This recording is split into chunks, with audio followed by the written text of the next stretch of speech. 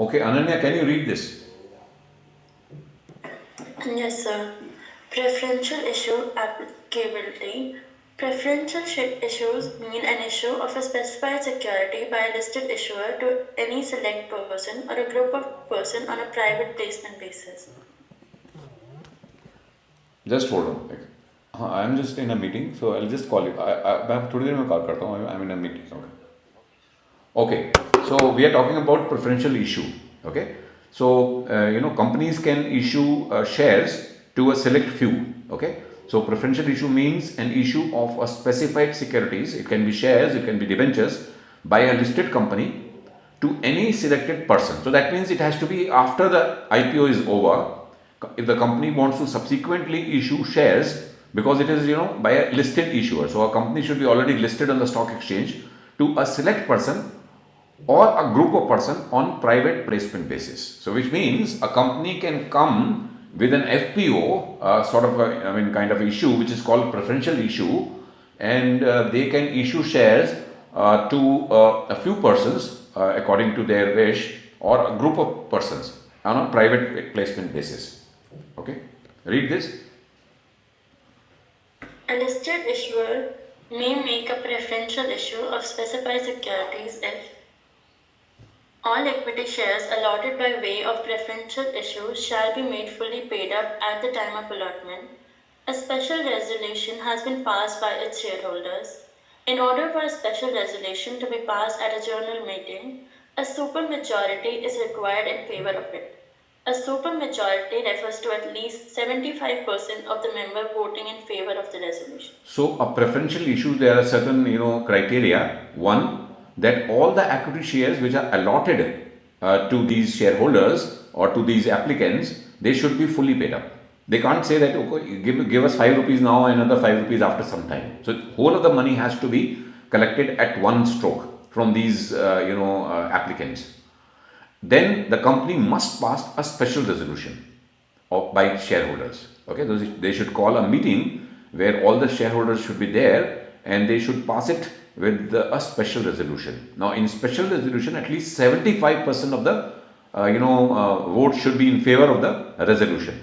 Okay, so if 75% of the shareholders who are present there, if they accept that shares can be issued to a select few, then this issue will go through. So number one, all the shares should be fully paid up. Second, it should be passed through a special resolution in a meeting of all the shareholders, or a general meeting, or an extraordinary general meeting which the company calls. Okay. Third, read. On, on the equity shares, if any held by the proposed allottees in the issue are in dematerialized form. So all the shares should be in dematerialized form. They can't be issued in physical form. Now, of course, at the moment, all the companies, they issue shares in demat form. So whenever we buy the stock, either through an IPO or an FPO or from the stock market, so now we have a one uniform way of getting the shares in demat form. Now, in earlier area, we used to have physical form also. Okay, so that physical form has been avoided now, has been abolished. So we should have a demat form. Okay. Further. The issuer is in compliance with the condition for continuous listing of equity shares as specified in the listing agreement with the recognized stock exchange where the equity shares of the issuers are listed. Now the issuer is in compliance with the conditions for continuous listing of equity shares as specified in the listing agreement. Now all the companies will have the agreement with the stock exchange. Okay, and they have to comply with all the conditions of the listing agreement with the stock exchange. And today we are going to talk about the LODR, which is another kind of a regulation issued by SEBI. Currently we are doing ICDR. Okay, so we are covering the ICDR provisions, and there is another provision which is called LODR, which is the listing agreement requirements, which the company needs to meet, comply with, and this is a SEBI directive. So we are going to talk about that. Okay. The issuer has obtained the permanent account number of the proposed allottees. So that means this is simple. This thing that they have to get the permanent account number for all the people or all the prospective shareholders or applicants who are going to participate in the preferential issue. So they get the permanent account numbers. Okay. Now, so this is a preferential issue in a very small manner. Okay. So if you want to have a more detailed one, you can always go through the ICDR. So this is more provisions which are there for the preferential issue. Then we have the qualified issue institution placement. So they can be a private placement, they can be QIP, which is called qualified institutional placement. Okay, so this is the second form in which the company can issue shares to institutions. First was a private placement where the company could issue shares to anyone, to some strategic investors, to a certain group of people of their choice, but for that the company needs to pass a special resolution in the shareholders meeting. Okay, and there are certain other provisions which we have discussed. If they comply with that, they can go ahead with a placement that will be called a private placement. Now there is yet another form of issuing shares. Again, these shares are issued after the IPO has already been done and the company requires further money. So it's kind of another form of FPO. So qualified institutional placement. Read this, Ananya. Qualified institutional placement means allotment of eligible securities by a listed issuer to a qualified institutional buyer on a private placement basis. So that means here the shares are issued to QIBs, qualified institutional buyers. So there are about 13 such institutions which have been classified as QIBs. Okay, like mutual funds, insurance companies, pension funds, multilateral organizations, banks, and financial institutions. So those institutions can be issued share on a private placement basis rather than they participate in an kind of a public FPO. So these shares can be issued or securities can be issued directly to them by way of a qualified institution placement. Okay. And includes an offer for sale of specified securities by the promoter and or all promoters group on the private placement basis. Now even the promoters can offer their own shares. So this is an offer for sale. Instead of offering fresh shares to the QIBs, companies can offer existing shares which are held by the promoters or certain other securities. So they can offer this on a private placement basis to the QIBs. Eligible securities include equity share, non-convertible debt instrument, along with warrants and convertible security other than warrants. So company can issue anything. Company can issue equity shares. Company can issue the bonds which are called the non-convertible debt instruments, or company can issue even convertible securities along with warrants in case of non-convertible, and on convertible because they are already converted into shares, so there is no warrants here. Okay. Then we are going to now. This is what the qualified institutional placement says. Okay. So I'm going to ask some questions from the students who have been there. So what are the two forms of ways to the company can issue shares other than FPO? How the companies can issue shares? Anyone? Aryaman? Chokalingam, are you there? Dhruvakarsh? Dhruvita? Harshul? Janardhan? Jasraj? Yes, sir. Who is there? Sir, Dhruvakarsh. Dhruvakarsh, tell me, we have studied two ways through which, company can issue shares subsequently after the listing. So what are the two ways, those ways? Sir, is it like fresh issue or offer for sale? Huh? Fresh issue or offer for sale? No. What we have done today, we're talking about. Malika, are you there? Yes, sir. So were you listening to the lecture which we are talking about? Yes, sir. It was preferential placement and constitutional Qualified institutional placement. qualified institutional placement. Yeah. So there are two ways, as you are saying. One is that we can, make a private placement. Okay. Yeah. And then another is that we can offer shares to the QIBs, which is called qualified institutional placements. Is that okay? Yeah. Yes. Were you listening to all the lecture we were talking about, or you were just doing something else? You're listening. No, sir. I was listening. So just tell me one of the conditions which will be there present in a private placement. कोई भी condition बताओ. There has to be 75% majority of shareholders agreeing to that. So you're saying that there has to be a special resolution passed, before a Yeah. company can issue shares to any individual or group of individual other than FP or an IPO. Then the company must take a consent of its shareholders by passing which kind of a resolution? Special resolution. Now, in case of special resolution, how many percentage of shareholders should actually agree to that? 75%. Very good. So, Nandini, are you there? Navya? Yes, sir. So, the other one is what? I mean, one is, private placement. The second form is what? So qualified institutional wise, you said Yeah. Qualified institutional preferential placement. share and So, there the company can issue shares to QIBs. Okay? yes, sir. Just tell me, there how many institutions have been, recognized as QIBs? They are registered with SEBI. How many of them are there as registered as QIBs in terms of So categories? 12 to 13. Yeah, 13. Okay. Just name Yes. one of the institutions or two institutions which are classified as QIBs. Mm, uh, Mutual so funds. that I don't remember. Mutual funds, all the mutual funds there, who buy shares, and even, like insurance companies, pension companies, okay? All those companies, they can be pension funds, they can be insurance companies, they can be, financial institutions, they can be commercial banks. There are so many form of, institutions which are classified as qualified institutional buyers, okay? So, Okay. fine. So, Neashi, are you there?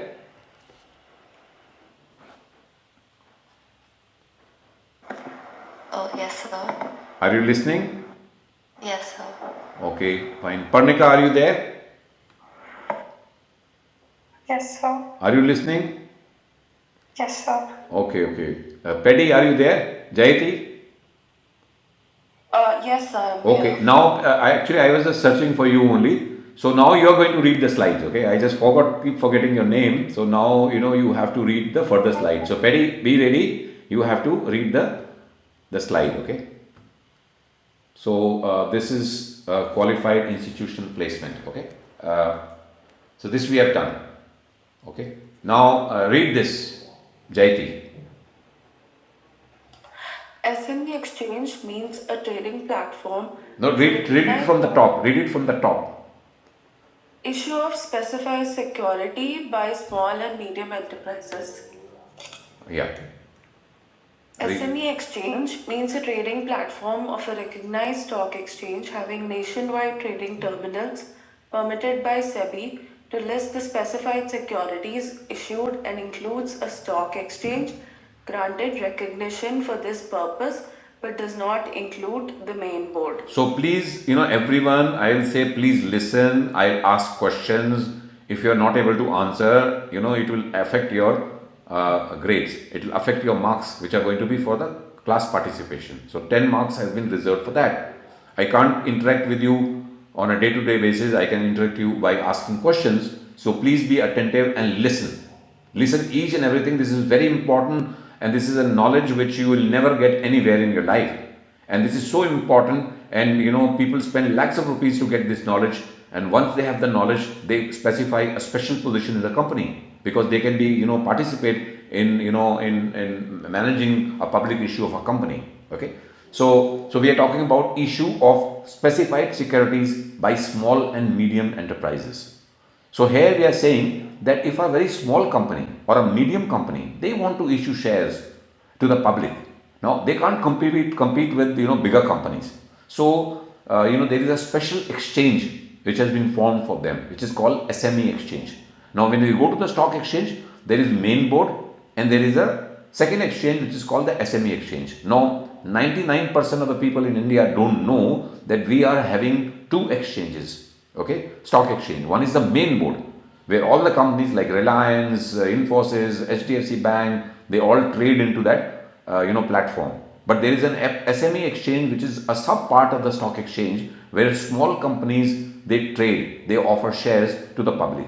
So it's a trading platform of a recognized stock exchange having a nationwide trading terminals permitted by SEBI to list the specified securities issued and includes a stock exchange granted recognition for this purpose. but does not include the main board. So that means it is it is permitted by SEBI that they can list their shares on the SME exchange, and they can they have been granted recognition by the stock exchange. Okay. So now read further, Paddy. Eligibility requirements for an initial public offer. A. If the issuer's post-issue paid-up capital is less than or equal to 10 crore rupees, then list only on SME platform of the exchange. Okay, just hold on. Now, what are the requirements? What are the eligibility requirements for an IPO of these small companies? They are small companies, who can't compete with, the big companies in India. So there is a special platform which is called the SME exchange, which is a wing of stock exchange. So only those companies whose paid up capital is less than 10 crore rupees, they are allowed to be listed on the SME platform of the exchange. So these are meant for the companies whose paid up capital, whose issues post issue paid up capital. So that means once they have issued the share, then the capital doesn't crosses 10 crores. Okay, so that those companies are eligible. Second, If post-issue face value capital is more than rupees 10 crores and up to rupees 25 crores, then listing on SME platform of the exchange is optional and company may opt for listing on the main board of the exchange also. so this says that if your capital, if your post issue capital is more than 10 crores, but if it is less than 25 crores, then an option is given to the company either to go through SME or go to the main board. So they have an option. So that means up to 10 crores, they have no option, they have to go to the SME. Up to 10 crores, after 10 crores to 25 crores, they have an option for listing their shares on any of the stock exchange. Okay. If the issuer satisfies track record and or other eligibility conditions of the SME exchanges on which the specified securities are proposed to be listed. So that means they have to, apart from this, the clause which talks about how much capital they should have, but they should satisfy they should have a good track record. Okay, if the issuer satisfies the track record means they are having a certain amount of assets with them, a net worth or profitability in past, some financial criteria, and some other eligibility conditions, which are almost similar to like conditions which we have done in the for an IPO and FPO. So if they meet those criteria, then they will be allowed to be listed on the stock exchange. It will be a SME exchange. Now, so this is about small and medium. So Paddy, so just summarize. Can you just put everything in just 2 lines? So the three criteria for the issue of specified shares from small and medium enterprises is first of all the capital should be less than or equal to 10 crore rupees. If the capital is more than that, between 10 to 25 crores, then the platform of the exchange is optional for the company. And the issuers should satisfy the track record or eligibility conditions of the SME exchanges. Okay, good. So this is what. Now you come to another topic which is called a fast track FPO. Okay. So this means that the whole process of issuing shares through an IPO or FPO is a very long one. Okay. So the companies have to make a prospectus or an offer document, go to SEBI, get them approved, everything, and it takes a lot of long time before the company can hit the stock market. Okay, can get the shares money collected from the stock market or from the investors. So there is a provision for a fast track FPO. So please listen. I'm going to ask question from each one of you. What is the criteria for which companies are allowed to raise money through this mechanism, which is called the fast track FPO? So Paddy, please raise. An issuer company whose shares are already listed need not file the draft offer document with SEBI and obtain observations from SEBI or make a security deposit with the stock exchanges for its follow-on public offer if it satisfies the following conditions. So that means there is a major relief here. The company doesn't have to file a offer document with SEBI, obtain the observations, and also deposit a security deposit, which is approximately 2% of the total issue value they have to make a deposit with the stock exchange before they can raise money. So they are, this provision has been done away with for certain companies. This is for an FPO. So they don't have to file a prospectus. They have to file an offer document, not the prospectus, but they don't have to file an offer document, a draft offer document, and get the approval of SEBI and obtain their observations. Okay. So if they satisfy the following condition, number one, The equity shares of the issuer have been listed on any stock exchange for a period of at least 3 years immediately preceding the reference date. so that means it is meant for only those companies which has been listed on the stock exchange for at least a period of 3 years. Okay. Suppose a company, they come with an FPO and they have a track record of just 1 year listing, they can't be allowed under the fast track. They have to be at least a company, which has been listed on the stock exchange. That means the company has already come with an IPO and the company's shares have been trading on the stock exchange for 3 years. Okay. Then only they will come into this criteria of issuing shares under the fast track. Then Second, entire shareholding of the promoter group of the issuer is held in dematerialized form on the reference date. so all the promoters should have the shares in the demat account. Only then the companies will be allowed to go for now for a FPO, a fast track FPO. So their shareholders should be in demat. Now, of course, there is no choice. Everybody should have shares in a demat form. Third, the average market capitalization of public shareholding of the issuer is at least 1,000 crore rupees. So that means the total the market capitalization. That means the market value of the shares which are given to the public. They should have at least 1,000 crores rupees. Should be the current value of those shares which are traded on the stock exchange. Okay. So any company which is having just 100 crores or 200 crores or 300 crores or 800 crores or 900 crores a market cap, so they won't be allowed to issue shares on the fast track basis. So it is only a certain threshold limit has been set that they should have at least a market cap. Market cap would be basically the shares which is the market value of those shares, not the issue price of the shares. Okay, read this. The annualized trading turnover of the equity shares of the issuer during 6 calendar months immediately preceding the month of the reference date has been at least 2% of the weighted average number of equity shares listed during such 6 months period.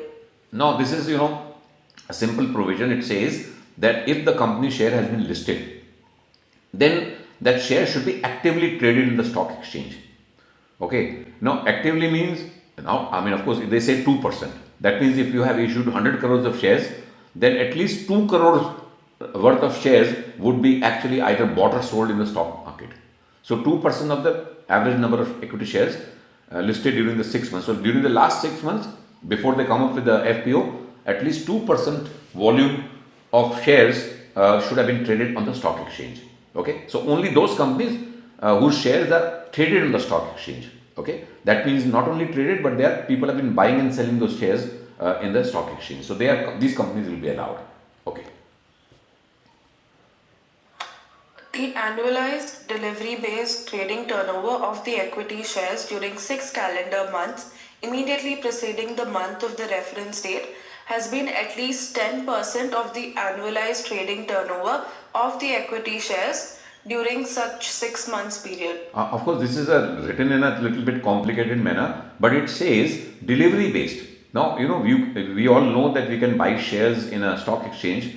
Either we buy them in a delivery base, that means we buy them and the shares will come in our demat account. So that is when you invest shares, and buy them in paying full cash price. Okay, like suppose Reliance is currently trading at 3,000. Suppose if I buy one Reliance, and if I get that one share in my demat account, so it will be called a delivery based. Now I can also trade in Reliance in a future and option segment. That means without a delivery I can buy shares or I can even sell shares. Okay. Now he says that forget the F&O, which is a future and options where you don't get the delivery of the shares in your demat account.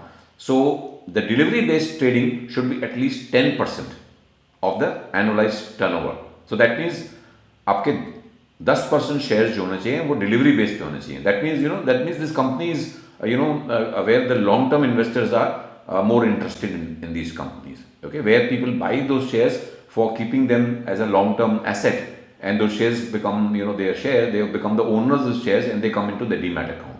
So this is basically telling those companies who will be allowed under the fast track record if they have a certain turnover which is based on a delivery based turnover. That means they are buying it for the purpose of being invested in those shares. So at least 10% turnover should be based on that.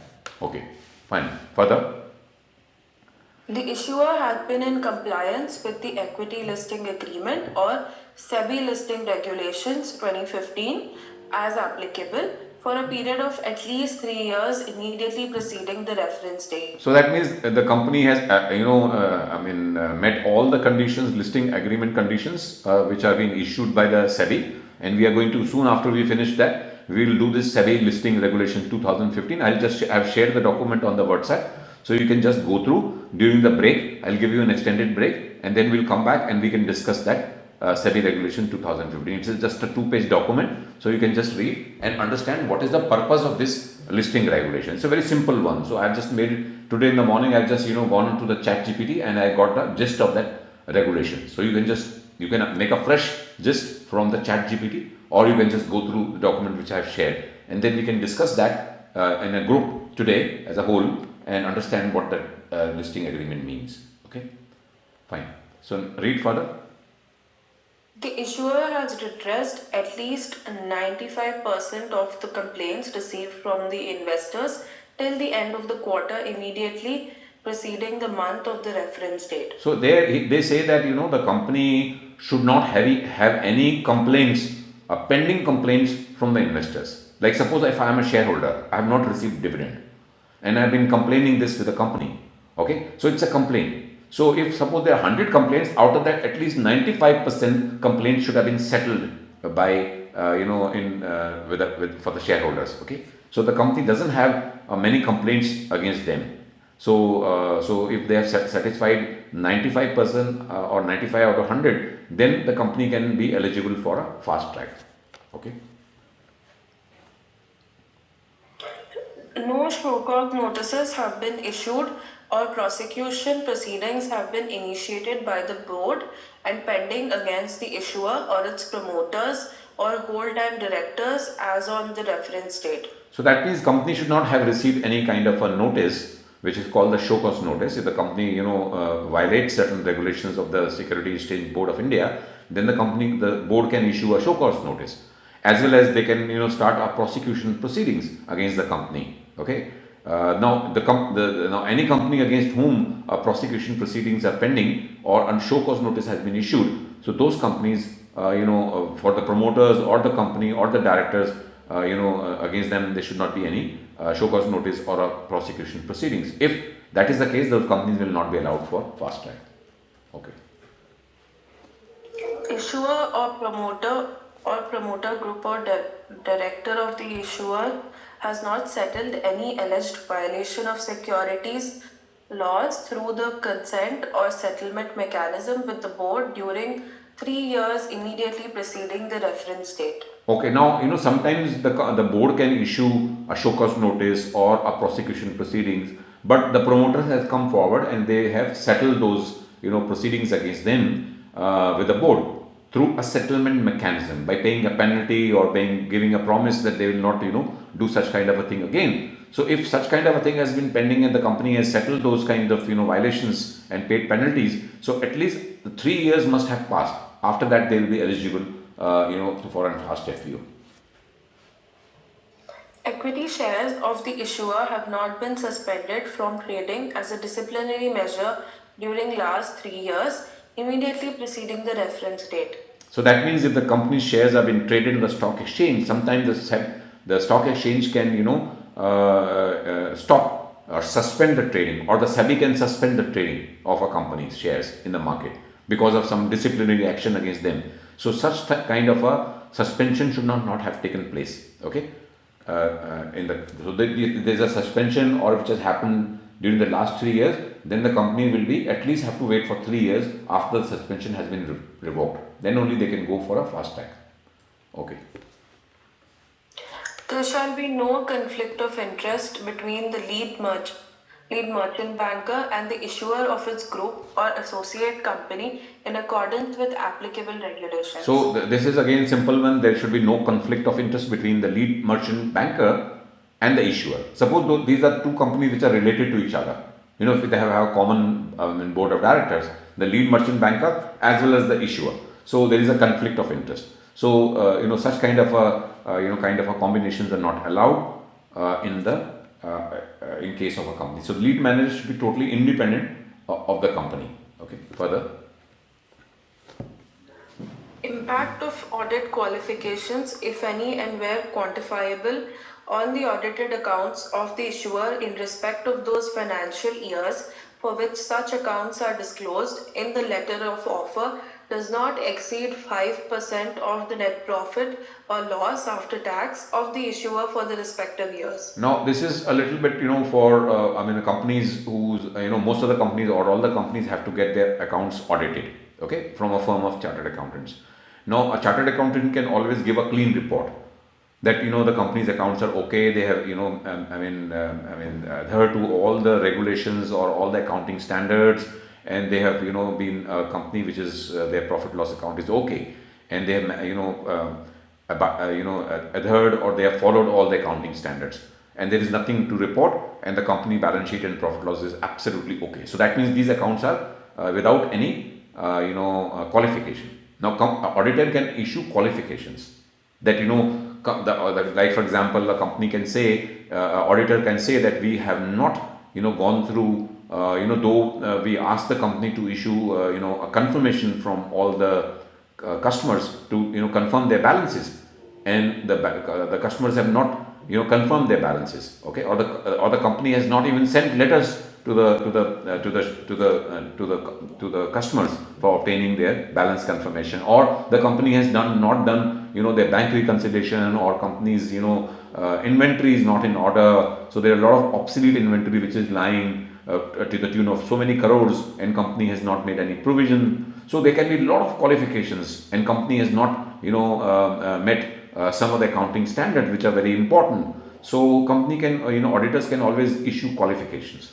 Okay, if there are qualifications and they are of huge qualifications, okay, then the company cannot go for a fast track IPO. So if they are of course some companies are still allowed even if they have accounts are qualified, but that should not exceed 5% of the net profit. Suppose the company's net profit is 100 crores, and all these small amounts are just 5 crores, that company has not met this or not met that, or company's inventory is not in order, so that is only just 3 to 4 crores. That's okay.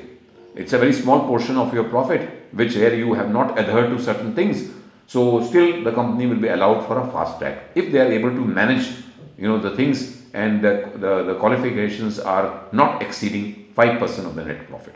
Okay, so this is also very important. Okay, so just remember that your accounts can be qualified, but only to the extent of 5% of your net profit, and if not, if 95% accounts are okay, then you can go for a fast track, then you are eligible for fast track. Okay, so these are the provisions. Okay, now what is some of the provisions of fast track? Can anybody just let me know any of the qualifications? And Arjun, are you there?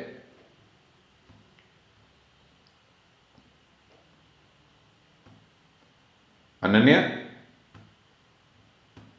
Yes, sir. Now tell me. Ananya is there. Okay. Malaika?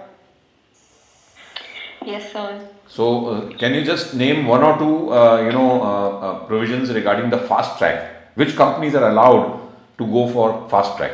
Give me one. The trading turnover Okay. of the equity shares Should be what should be percentage? at least 2% of the weighted average number of Okay. equity Very shares. good. Very good. Okay. Nandini, what about you? Navya and Nilesh. Anyone? Nandini? Yeah, Navya. Sir, the promoters should, their promoters of the company should have their shareholding in a dematerialized form, like in a demat account on the The date of the issuance. Okay, fine. Okay. Nilesh, Nilashi, Niyashi, Pranav. Yeah, Niyashi. Yeah. Yes, sir. So one of the provisions is that the average market capitalization of the public shareholding should be at least 1000 crore. Okay, very good. So, what about Rimala, Pudi, Vishwa, Teja, Raima, Syed, Kushin, Sanchit, Srujan, V. Mukand, anyone? I mean, anyone can come up and just me. Yash, Vanshika, Ananya, any one provision according to you?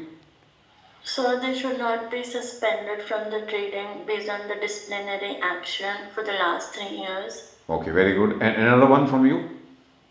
Um, they should not be violating the security law and Yeah. uh, So, what about the delivery trade? This thing, delivery based trading. How much percentage they should have? Any idea? Anyone? So, 2%. Dhruva? Yeah. You are saying something, Dhruva Prakash? Dhruva Akash? so 10%? 2% of the No, weighted yeah, average. 10. Yeah, it is actually Ananya. It is 10% delivery based. Other than delivery based, 2%. Fine. Okay. And what about the auditor's qualification? The company's accounts are qualified. Can the company go for a fast track IPO? Anyone? Arjun?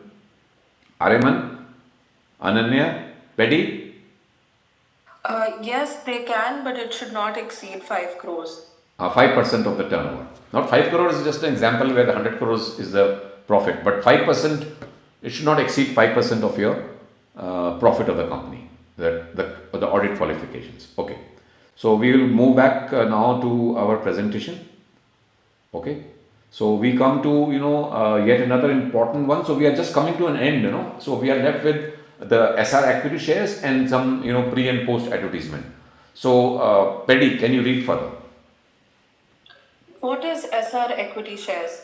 SR equity shares means the equity shares of an issuer having superior voting rights compared to all other equity shares issued by that issuer.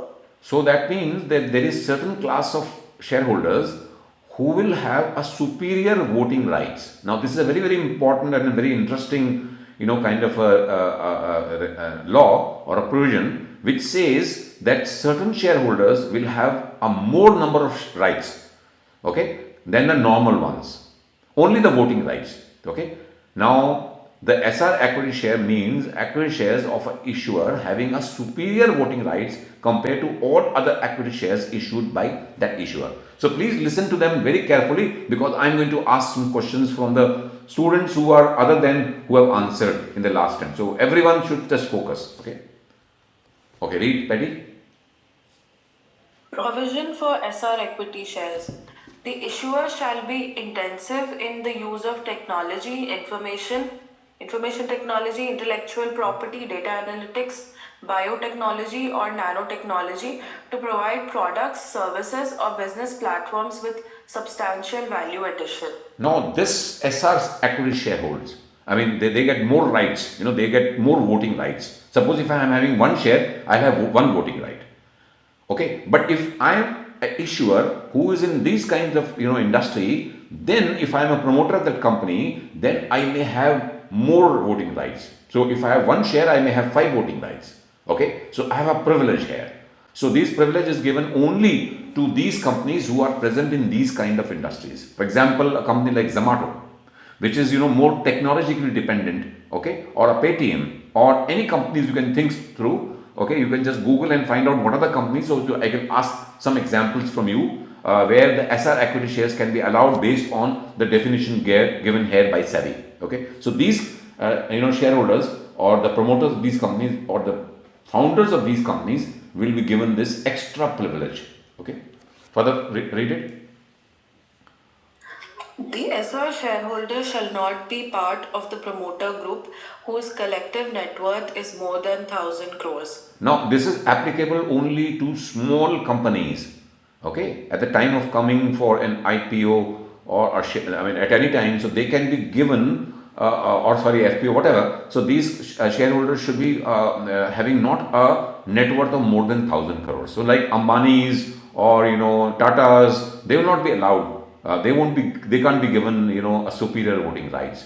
Only companies which have just started their startups, or companies whose promoter group net worth is less than 1000 crore. Now 1000 crore is a big amount. Okay, so many big people would also qualify, but they can't be like maybe part like a Tata Group chairman, or a Tata Group company's chief, or a promoter, or a Birla. Okay, like, so they can't have the SR equity shares. Okay, read further.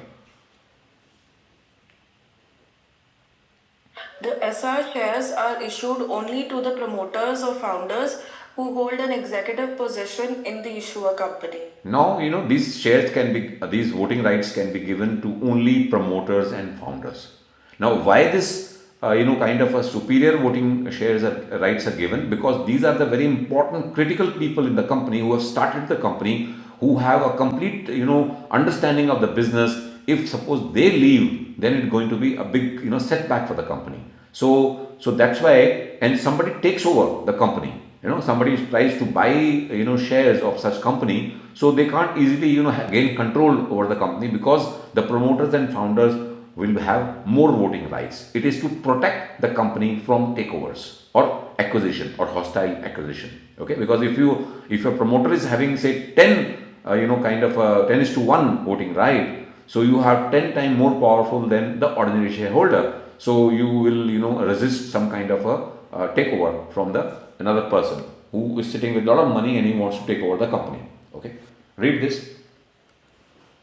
The issue of SR equity shares had been authorized by a special resolution passed at a general meeting of the shareholders of the issuer, where the notice calling for such general meeting specifically provided for For the SR equity shares shall have voting rights in the ratio of a minimum of 2 is to 1 up to a maximum of 10 is to 1 compared to ordinary shares, and such ratio shall be in whole numbers only. So the special voting rights can be either 2 is to 1. Suppose if I am having one share as a promoter, so I'll have a double voting right, or I can even have a 10 voting right for one share which I hold. So I am 10 times more powerful than any other normal shareholder in a company. Okay, fine. Or before that, the issue of SR equity share has been authorized by special resolution. So a company has to pass a special resolution saying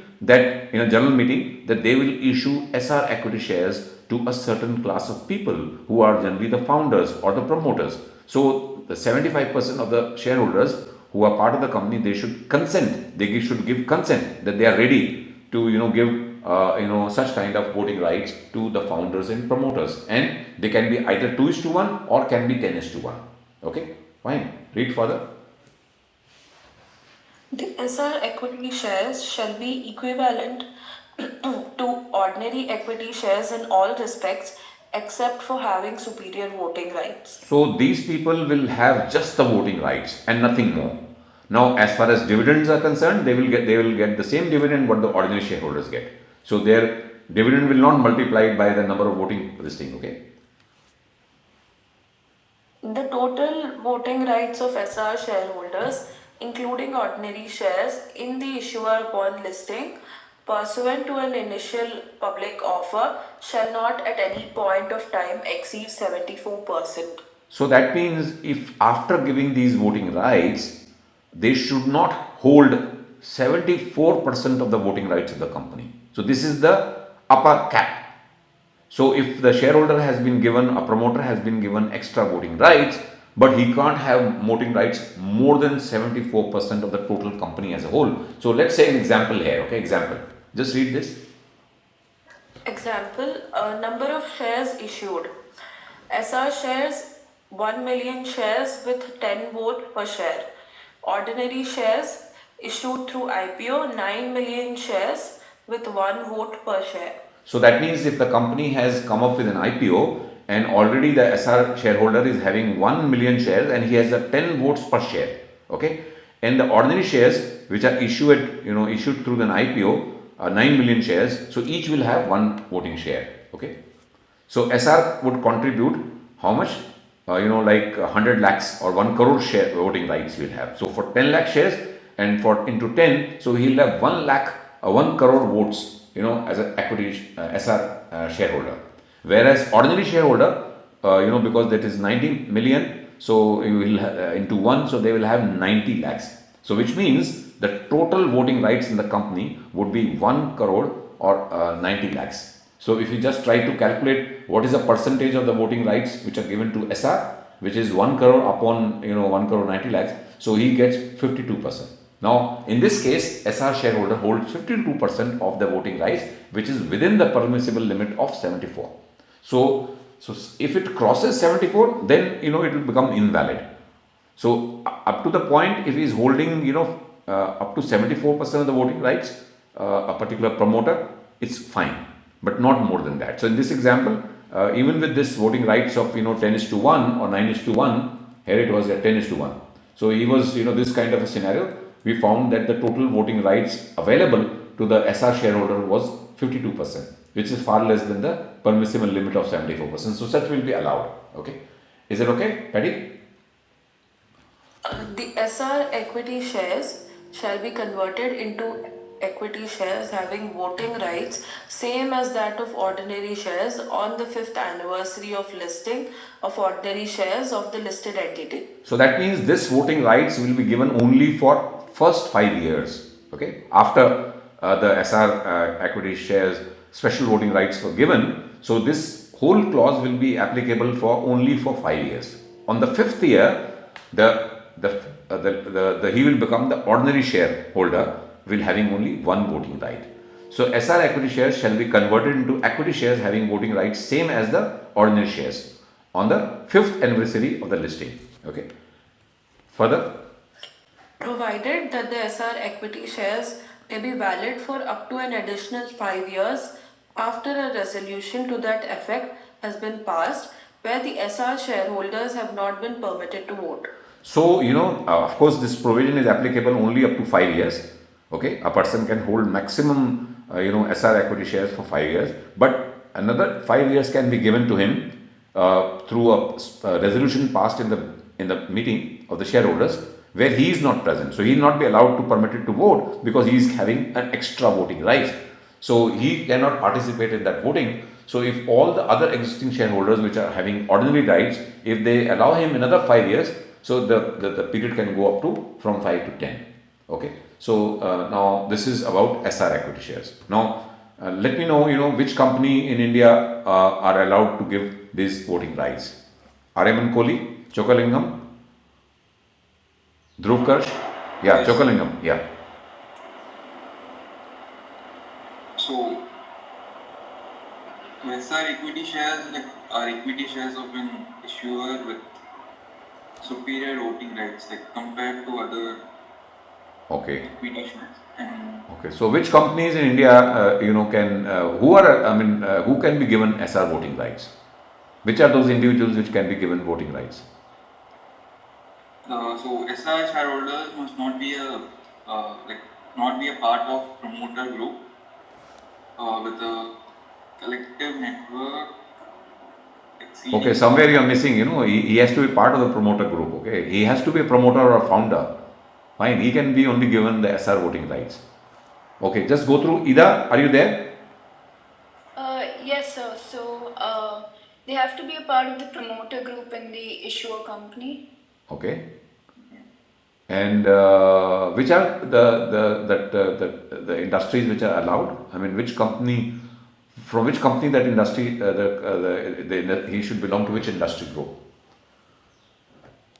Can he be a manufacturer and he can be given? I mean, a manufacturer of a company which is manufacturing cement, a new company, the promoters can be given voting rights of a cement company.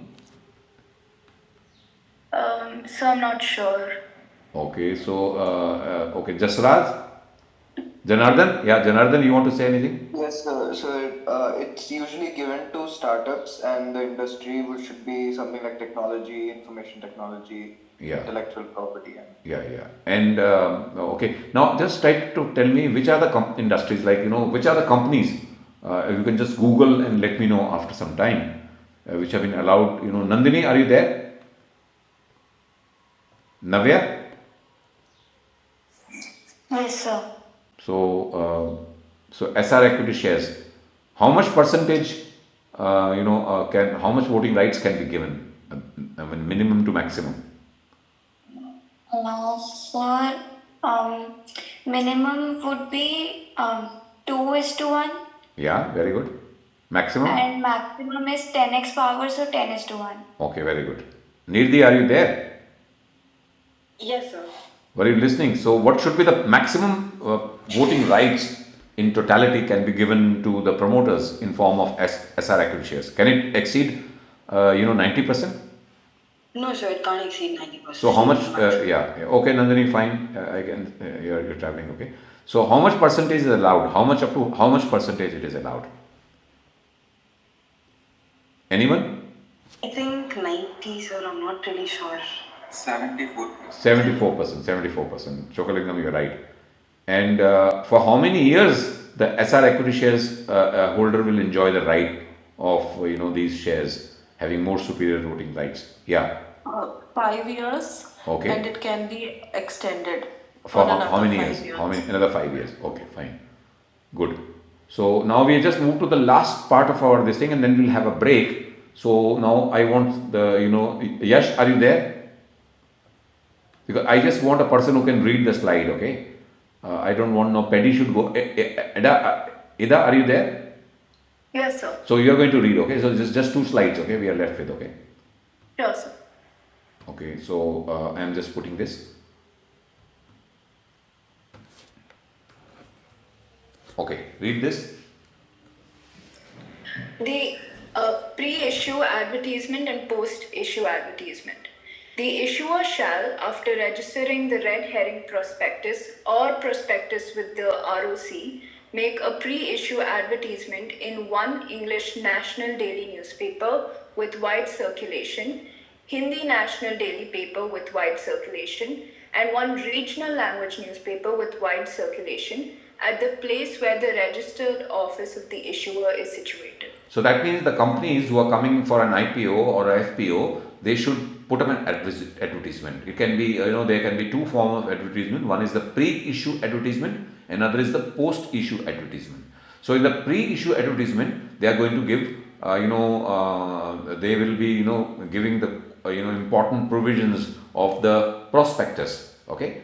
So they will, so they have to, after they have registered the red herring prospectus with the registrar of companies, they will make a pre-issue advertisement in English newspaper, Hindi newspaper, regional newspaper. Okay, so giving all the details about the, the issue size and what they're offering. So some important part which is given by the SEBI. All these SEBI regulations are there regarding what should be given in a pre-issue advertisement. Okay, read further. The lead manager shall ensure that an advertisement giving details relating to subscription, basis of allotment, number, value, and percentage of all applications, including ASBA and UPI. So that means the lead manager, who is the merchant banker, he'll ensure that this advertisement gives all the details relating to how many shares are to be subscribed, how the basis of allotment will happen, what are the categories of investors who are going to participate, who are anchor investors, who are what are the QIBs, what ratio of shares have been given to the QIBs, how many shares have been reserved for the retail investors. Okay, and they will give how the money is going to be collected in form of ASBA, or UPI. Now UPI has become mandatory. So ASBA is also there, but it is only for a certain set of investors. UPI is generally being followed by the retail investors. So they will give all the details, that this is what they are coming with. Now we will talk about the post-issue advertisement. Okay, आगे पढ़ें. Number, value, and percentage of successful allottees for all applications, including ASBA, date of completion of dispatch of refund orders, as applicable, or instructions to self-certified syndicate banks by the registrar, date of credit of specified securities, and date of filing of listed application. Now this is a post-issue advertisement where they are going to say who are the people who have been allotted shares. So a lot of people have applied for the shares. So who are the successful allottees? In each category, like how much retail, how much qualified institution buyers, how many are the HNIs.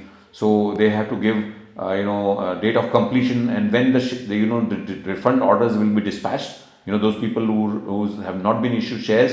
So either the ASPA clearance has to take place, or the investors who have given money to the company, their money has to be refunded if they are not successful. And the self-certified syndicate banks who are the people who are helping the company to raise the money in form of SBA or UPI. So those banks who will be what are the instructions which have been given to them in respect of how the refund have to be processed, okay, and date of credit of specified security. So when the shares will be credited to the demat account, okay, and when the listing will take place, okay, date of filing or listing application, etc. Okay. Now